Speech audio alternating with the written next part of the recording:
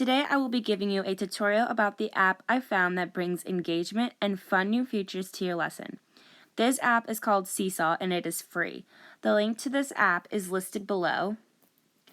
I love this app because it really allows your students to edit your lessons in ways to help them understand better. It also is great for bringing in parents and allows them to keep track of their students' progress and work. First step is to open the app.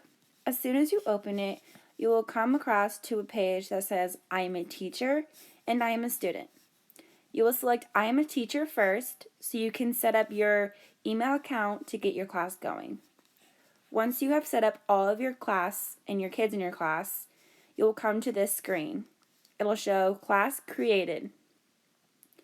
Then you can see that you can provide a QR code for your students. That way they can easily access this app and get signed into your classroom. Next, you will get a notification saying Seesaw will send notifications when items are added to your class. You will want to hit Notify Me as shown in the screenshot below. Next, you come to your home page. This is where you can view your class list and all of your students' work.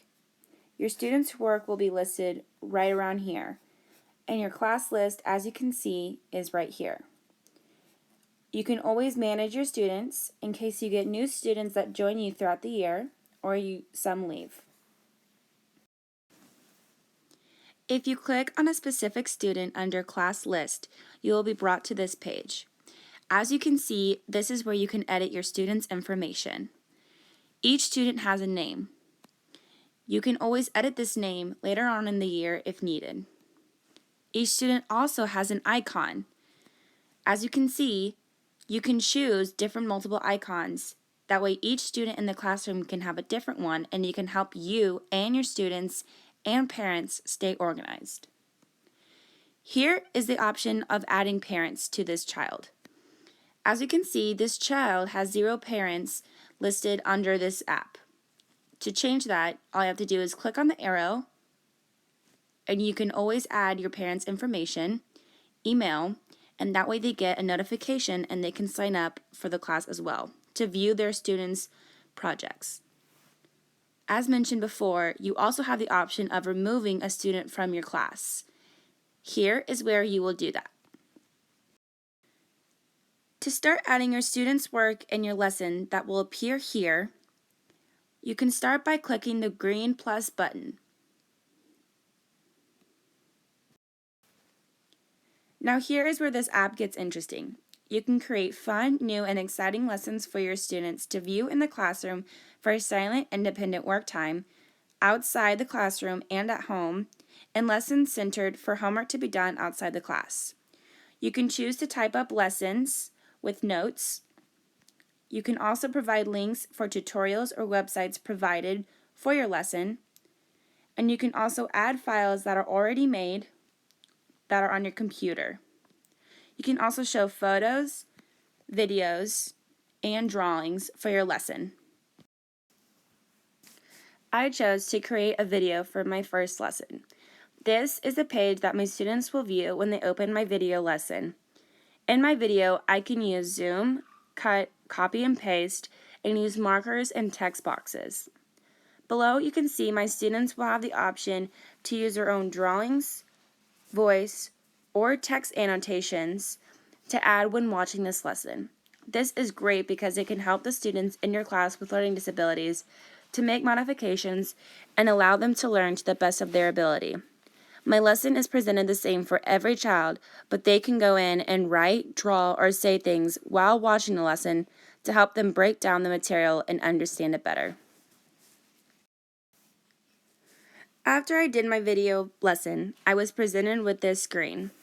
This allows me to choose which students I want to view this lesson, or I can click on everyone and everyone can watch this. Now if I go back to my home page, you can see my video is presented in my lesson log. You can also see that my students may like, comment, or add to a photo this video. To go back and see who you shared the lesson with, you can also look to your left and see everyone, or if you chose a specific student or students, then they will be listed. To edit my video, I can either choose to delete the item, edit the people I chose to share it with, edit photos, I can change the date, copy and edit, share an item, and I can also get the QR PDF. This is great for whenever you want to print off a QR so the students can easily access this in class. I also decided to make a note lesson.